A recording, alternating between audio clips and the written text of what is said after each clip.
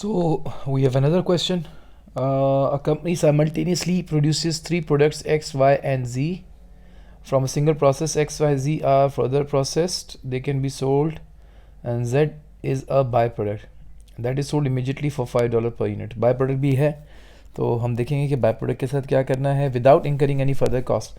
The selling prices of X and Y after further processing are $50 per unit and $60 per unit. And joint cost जो है 140,000 है. Further processing cost अगर आप x को further process करते हैं उनके 2500 यूनिट्स को तो इसकी कॉस्ट आती है 24,000.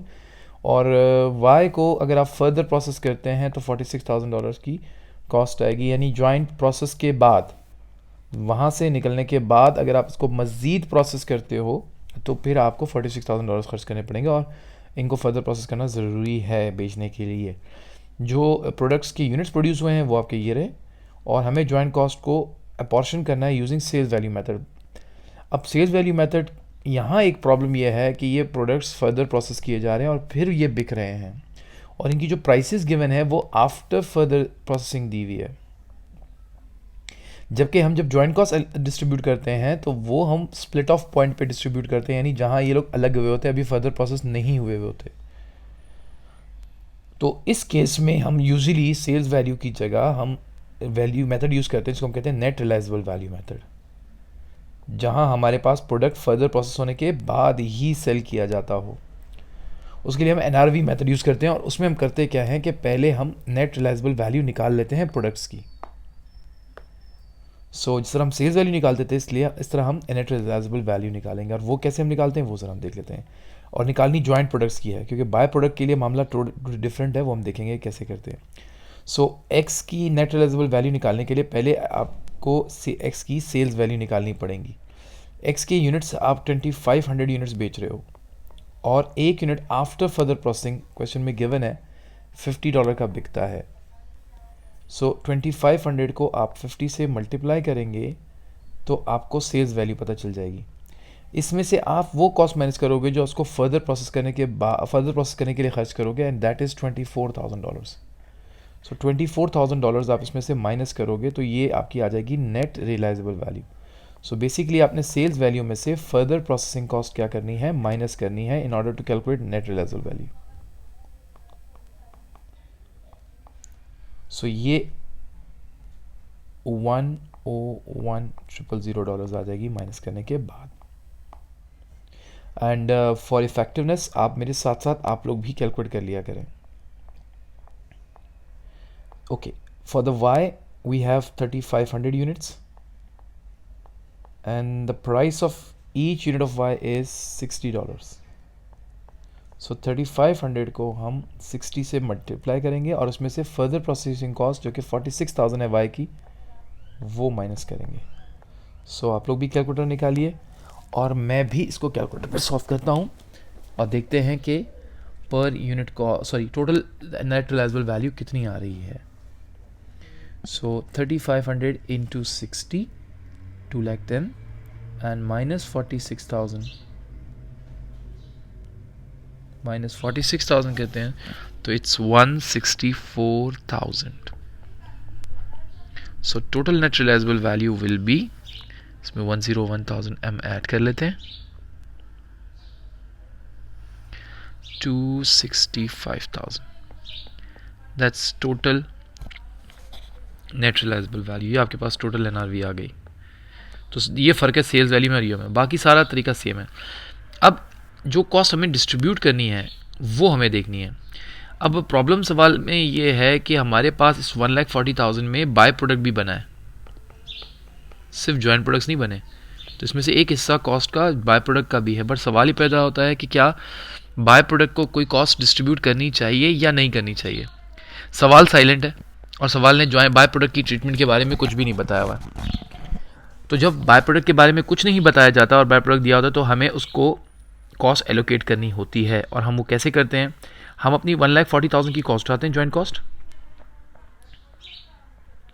और इसमें से बाय प्रोडक्ट को इतना हिस्सा डिस्ट्रीब्यूट कर देते हैं जितने में उसको हम बेच पाते हैं. यानी जितने में बाय प्रोडक्ट सेल हो सकता है वो कॉस्ट हम इसमें से माइनस कर देते हैं. बाय प्रोडक्ट के लिए उसने हमें कहा था कि वो सेल हो सकता है $5 में विदाउट एनी कॉस्ट. सो हम $5 उठाएंगे और मल्टीप्लाई कर देंगे बाय प्रोडक्ट की यूनिट से, और बाय प्रोडक्ट की यूनिट से 4150। सो 4150 से हम इसको मल्टीप्लाई कर देते हैं। इतने में ये सेल हो सकता है, इसलिए इतनी कॉस्ट हम 140,000 में से माइनस कर देते हैं। यानी ये वाली कॉस्ट 140,000 में से ये वाली कॉस्ट जो है वो हम बाय प्रोडक्ट को एलोकेट कर रहे हैं। सो 140,000 इन माइनस 5 इंटू 4150, ये आ जाएगी 119,250। ये कॉस्ट अब बाकी दोनों प्रोडक्ट्स में डिस्ट्रीब्यूट होगी नेट रिलाइजेबल वैल्यू की बेस पर, इस बुनियाद पर।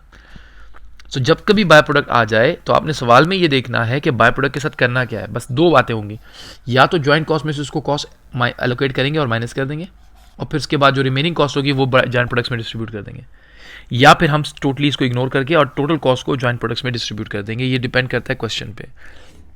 तो अभी जो मैंने आपको क्वेश्चन कराया इसमें क्वेश्चन साइलेंट था, इसलिए हमने इसको माइनस किया है। आपने भी यही करना है।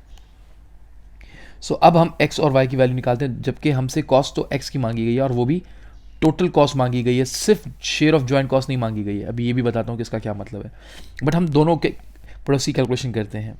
सो पहले x की बात करते हैं और x की शेयर ऑफ जॉइंट कॉस्ट निकालते हैं। जिस तरह हमने पहले सेल्स वैल्यू मेथड में किया था वही यहाँ पर भी करना है। हमें टोटल जॉइंट कॉस्ट उठानी है 119,250 और इसको टोटल नेट रिलाइजेबल वैल्यू से डिवाइड कर देंगे 265,000 से, और फिर मल्टीप्लाई कर देंगे जिस प्रोडक्ट की कॉस्ट निकालनी है उसकी एनआरवी से। एक्स की कॉस्ट निकालनी है और इसकी एनआरवी है 101,000। सो इससे हम मल्टीप्लाई कर देंगे, तो जॉइंट कॉस्ट में से एक हिस्सा अब वाई को डिस्ट्रीब्यूट हो जाएगा। सो 119,250 डिवाइड बाई 265,000, ये आ गया रेशो, और इसको मल्टीप्लाई कर देंगे 101,000 से। So it's 45,45450। ये शेयर ऑफ जॉइंट कॉस्ट है। तो अगर उसने सिर्फ शेयर ऑफ जॉइंट कॉस्ट मांगी गई होती तो ये आंसर होता।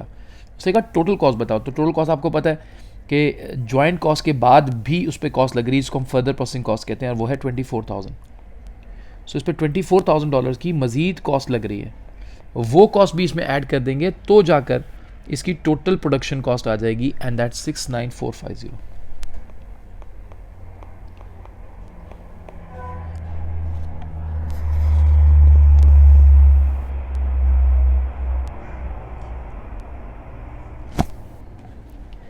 अब y की कॉस्ट निकालते हैं सेम प्रोसेस से। 119,250 डिवाइडेड बाई 265,000 मल्टीप्लाई बाय जो भी इसकी वैल्यू है, स्क्रैप वैल्यू है 164,000।